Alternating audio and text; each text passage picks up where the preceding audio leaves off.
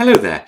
I've noticed recently a lot of people have been making videos or writing blog entries on two issues that I'm going to say are actually related to each other, and I'll explain why in this video.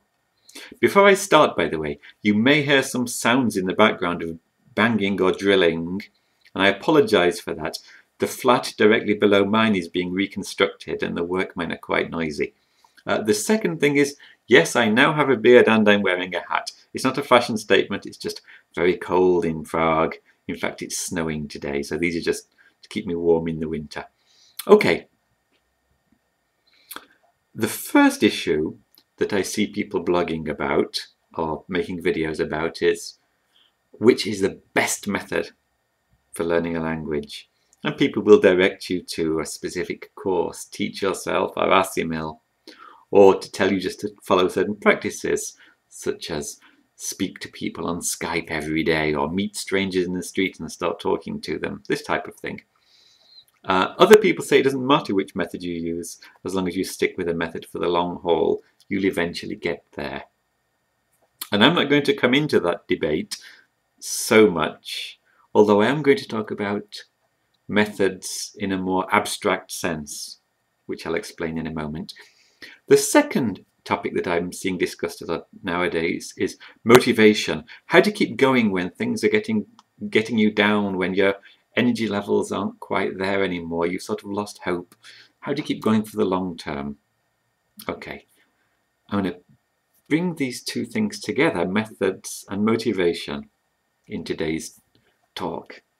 So what I'm actually going to talk about is not a specific method. I'm not going to say buy Assimil or speak to strangers or anything like that. I'm actually going to talk about a meta method. That means a higher level framework into which you can fit whichever specific method you've chosen and apply it in a way that keeps you motivated. Okay, let's look first at motivation. Okay, sorry, my board got a bit smudged here.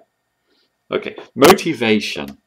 Well, there are two types of motivation. One is excitement, and I've noticed that a lot of people have been subscribing to my channel in the last week or so and joining forums and so on, because I suppose they've made New Year's resolutions to finally learn a language. Yes, I'm going to do it, and their excitement is very high. And then, after a week, their excitement sort of drops down, and then they wonder, how do I keep going? And this is where the motivation question comes in. That's perhaps why lots of people are starting to ask, how do I keep motivated? Because the excitement has gone. All that hope they had for the new year disappears. And the problem is that language learning doesn't really need so much excitement as it needs determination. As many people have said, it's not a it's a marathon.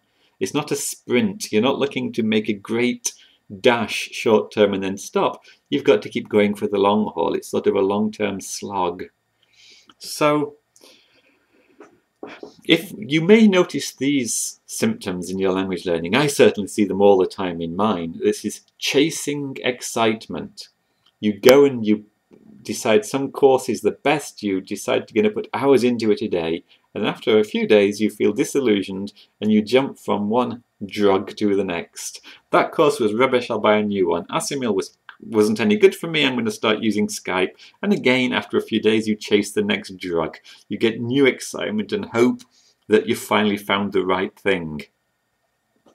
Unfortunately, you end up always on chapter 1. For example, you decide you're going to learn Chinese, so you buy this great book, Beginning Chinese by John DeFrancis.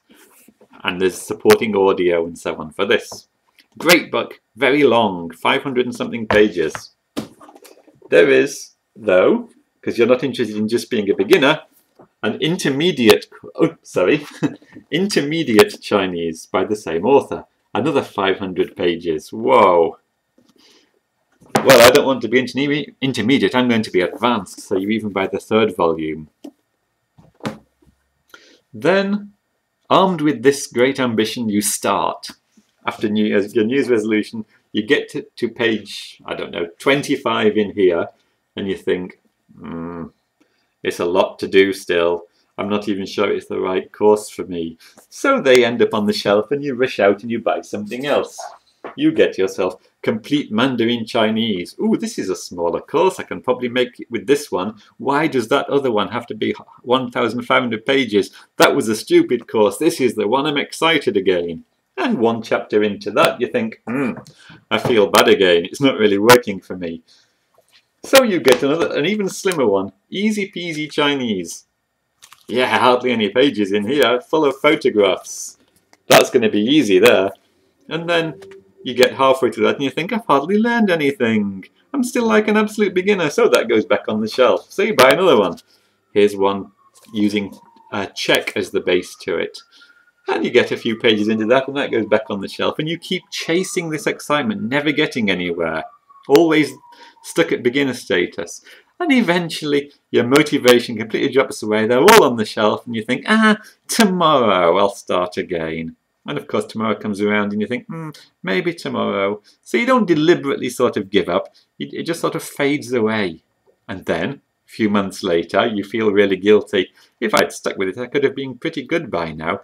So you get back on the cycle, maybe take those books off the shelf or even go and buy some new ones. And you're always chasing excitement and never getting anywhere and ending up disillusioned. It's a natural thing. I've done it. Everybody does it. It's just the way humans are. Oh, maybe you can hear the drilling in the background now. Apologies for that. So, instead of chasing excitement, what we really need to stick with it for the long term is to find contentment. That means to be satisfied with the long-term journey of very slow gradual progress and to trust that it's going to work. Unfortunately, that's very hard to do. You think, yeah, I'm going to stick with it, I'm going to stick with it, and you slowly work through your textbook, and after a few months you think, I'm not really getting anywhere, I don't feel it, and it's taking so long. It might take me 3 years to get through all those textbooks for Chinese, those fat de Francis ones. Let me go back to the easy textbook, that short, that simple one. I need quicker progress than this. So you abandon the long-term course and you get back into the cycle of excitement again. Not really good. So how can we stick with the long term, not lose hope, and still satisfy this need to find excitement in something? Well, I began to realise that it's rather like the New Year's resolutions people have for exercise. You decide that you're going to get super fit this year, so you join a gym. Your excitement is high, you keep up with the exercise program for a few days and you slowly get bored. You realise, it's going to take longer than I expected. I don't look quite like those muscly guys in the gym, or I don't look like these super athletes I see on the TV. Maybe it's not a quick fix. So you change to a different exercise program. I won't go to the gym. I'll exercise from home. And the same thing happens. You go in a cycle. But, and the excitement fades away. You start to feel guilty. And a few months later, you repeat the whole thing. Just like in language learning, it's just a very natural process. The same thing happens in guitar. I'm going to learn to be a magnificent guitar player. So you buy some courses, you buy a new guitar, you play away, you feel excited. A few months down the road, you find that, I didn't realise somehow I've stopped. My guitar's never come out of the cupboard. So, I noticed this cycle happening in many aspects of my life, and presumably others have seen the same.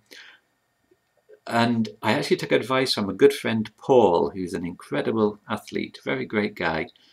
And I applied the techniques that he applies to exercise in my guitar learning. And I've been doing this for several years now. And in addition, I started to notice it was working, so I applied it to language learning, and that's what I'm going to recommend today. This is the meta method of language learning that I'm talking about. So he said he exercises 6 days a week, so I decided I'll play guitar 6 days a week, and I'll learn languages 6 days a week. And he sticks to a structured approach, a set course, such as some guitar course that you're studying, a comprehensive one, or that de Francis course for Chinese. No matter how long it takes, just a little bit every day. So that's the first part of his training each day. The second half of his training, he rewards himself by doing whatever you want.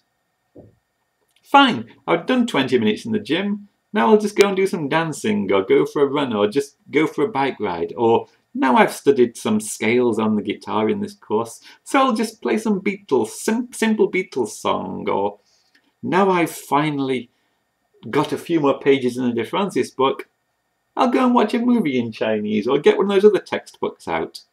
And the important thing is that part one, you stick with every day. This is the marathon. Very slow progress every day. Part two is the sprint, the excitement that you're chasing. And it doesn't matter if you only do a few minutes a day on that and feel great about it, then abandon it and do something a bit different in the second part the next day. Oh, and on the 7th day, this is called the cheat day. You don't do any language learning at all, just like he doesn't do any exercise at all, and just like I don't do any guitar playing at all. You become a deliberate slob. You just think, I'm not going to bother with any of that. And it has the benefit that you can get relief from the long haul drag, and it sort of re-energizes you. So, recapping with thanks to Paul, you need to have realistic discipline where you stick to one thing for the long term. Say that Chinese course, the big fat one, and you'll say something like, I'm going to do 30 minutes a day, every day, before breakfast. In fact, I often do this discipline stuff before I even get out of bed. I think, okay, I'll do half an hour when my alarm's gone off, and I'll stay in bed and work on this course for 30 minutes, and then it's done for the day. Then later, I write it down in a logbook I have, so I can see my ticks. All there are tick marks in there, and if I don't have a tick mark, I'll think, oh, I feel very guilty that day, best be more disciplined. But half an hour a day, it's fine, I can stick with it. Write it down in the book and you see your progress is the tick marks rather than obvious excited feelings. But then I reward myself later in the day with fun stuff. I'll take another book like one of those that you've just seen, or listen to an audio course, or even listen to some authentic Chinese, just whatever I'm in the mood for that day. That's my reward and my chasing excitement. And then one day a week, in my case Sundays, I just take a day off completely. I don't think about learning languages. I just watch movies in English, spend time with my wife, going out for a meal, forget everything. It helps me relax. It gives me fresh hope for the next week, and it refreshes me completely, ready to start again. So, in practice, you would do something like buy an Asimil course or whatever your course is and decide I'm going to just read one chapter a day and I'll spend half an hour going over and over and over that chapter, that one lesson, just a couple of pages in the book. Half an hour a day. Second half of the day, I'll use whatever materials I've got. I'll watch movies, I'll just mess around, I'll jump and jump and jump and chase excitement. Fine, that's my reward. And then one day a week, cheat. Don't do anything. Forget about language learning, and the next day you'll know you can start again. And this cheat day, I think, is essential, because no matter how frustrated you are during the week, you always know the relief is only a few days away. And magically, on that cheat day, you end up so refreshed you can start again. So it's a mixed approach. This meta method can be applied to any approach you're taking to language learning, but it combines the discipline that you need for the slow marathon, followed by chasing excitement, which you need to keep going for the long term. Okay, that's it. Hope it was helpful. Thanks. Bye-bye.